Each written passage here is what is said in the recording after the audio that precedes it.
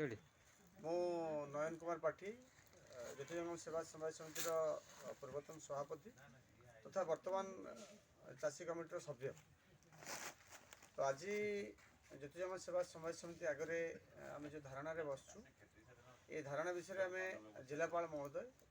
तथा सीएसओ आम समस्त एडमिनिस्ट्रेटिव विभाग को अवगत कर आज बसचु आमर सेवा समाज समिति ज्योति जंगम सेवा समाज समिति 572 जन चाषी जो मैंने धान दवापाई ऑनलाइन रजिस्ट्रेशन कर 29/1/2021 सुधा आमर 394 जन चाषी धान देती आउ जी 572 रु 394 चाषी गलापर जी चाषी अच्छा से चाषी धान टी दवापाई आम सरकार दाबी जनाऊँ जो दाबी सरकार टोकन माध्यम आमको जन धानटी ज्योति जंगम सेवा समिति आने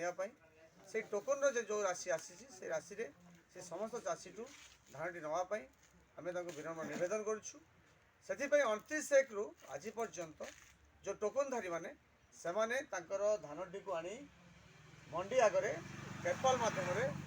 घोड़े कर रखिंट जगिकी राति दिन जगिकी रही एथि प्रशासन बर्तमान सुधा कौन तत्पर नौना आपण आज का धारणा बाबद प्रशासन को जानी आज धारणा विषय आम माननीय जिलापाल सीएसओ एवं स्थानीय आईआईसी को जनइचु आम आउटपोस्ट को जनइचु समस्त एवं ऑफिस को आम लेटर देचु आज धारणा विषय जन बर्तमान सुधा से जानले आपण मैंने बस तो से कथा आम कहीपरू ना तो से तरफ प्रतिक्रिया बर्तमान सुधा किसी आसी ना बर्तमान सुधा केते चाषी केते क्विंटाल धान स्थगित अच्छी बर्तमान सुधा पाखापाखि 4000 क्विंटाल पाखापाखि धान आम पाखे स्थगित रही केते चाषी चाषी 178 चाषी आम पाखे अच्छा जो टोकनधारी जो बाहरी से 125 चाषी 128 चाषी 125 128 चाषी भर धान